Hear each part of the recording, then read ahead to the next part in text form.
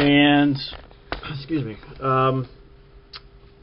first thing we go to the tour, we go into the little room. There's a table in the room, in the little cavern, and the tour guide says, "Hey, don't touch anything on the table.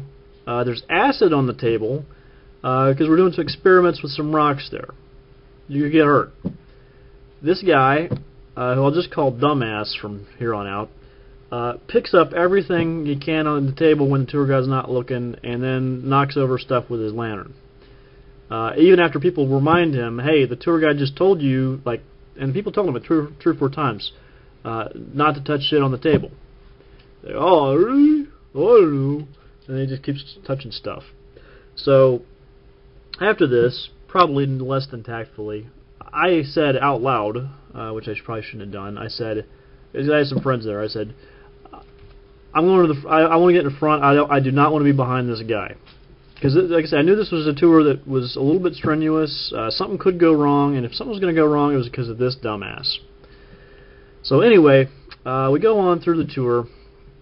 More stuff happens. He keeps cursing. There are children around. They're, not children, but they're preteens, teens that go with their parents on this thing, and they're like, "Hey, man, this is a family tour. Why don't you, chill it out?" He's like, "F you." And then the tour guide's like, "Well, do I need to escort you out?" Which she should have done at that point.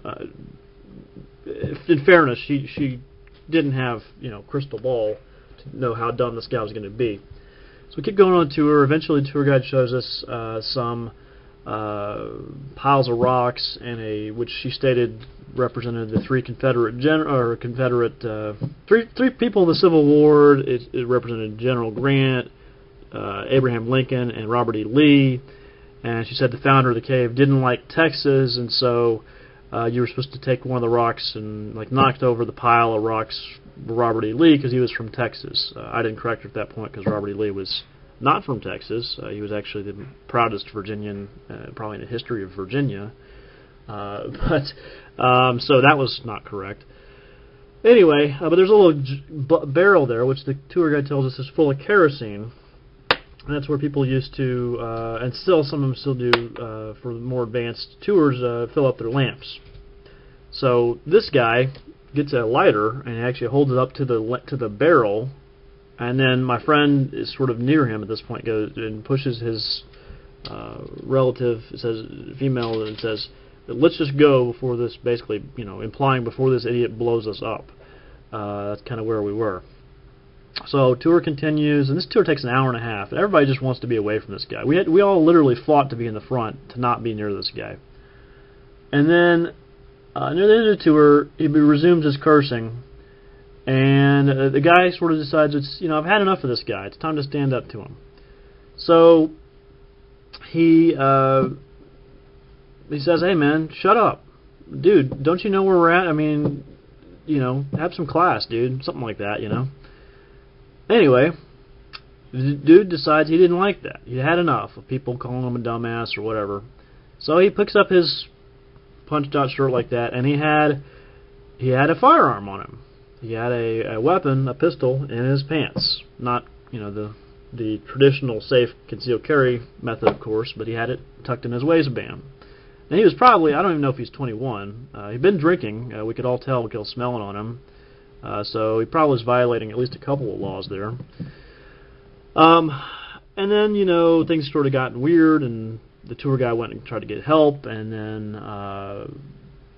he acted like he was going to start fighting the guy, and then his girlfriend, this douchebag's girlfriend, escorted him out.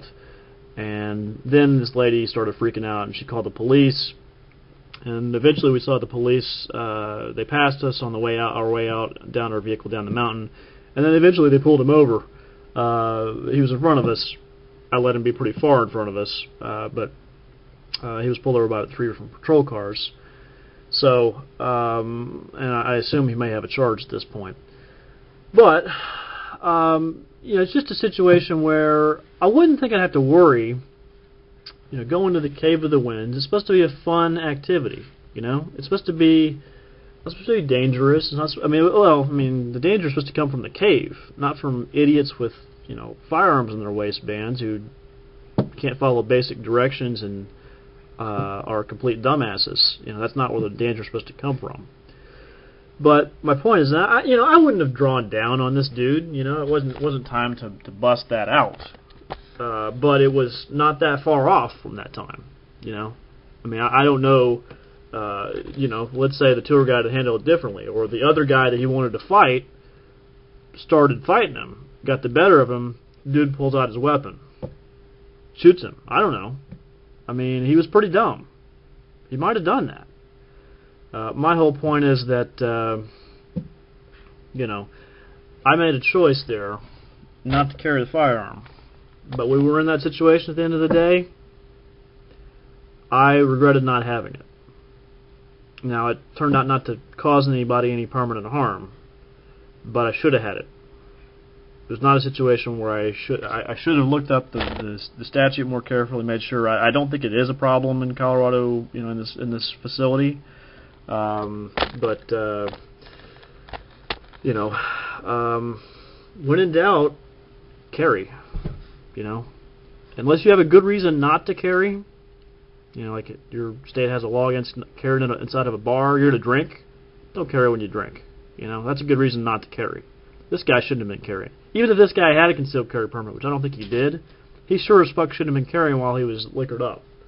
And it's a good illustration of why. If you're a complete dumbass and you're going to start fights at the drop of a hat, then you don't need to be carrying when you're drinking. So, anyway, just my 2 cents that I learned a little lesson here. That in most situations it's better to go ahead and carry. And I should have been carrying at this point, and I wasn't.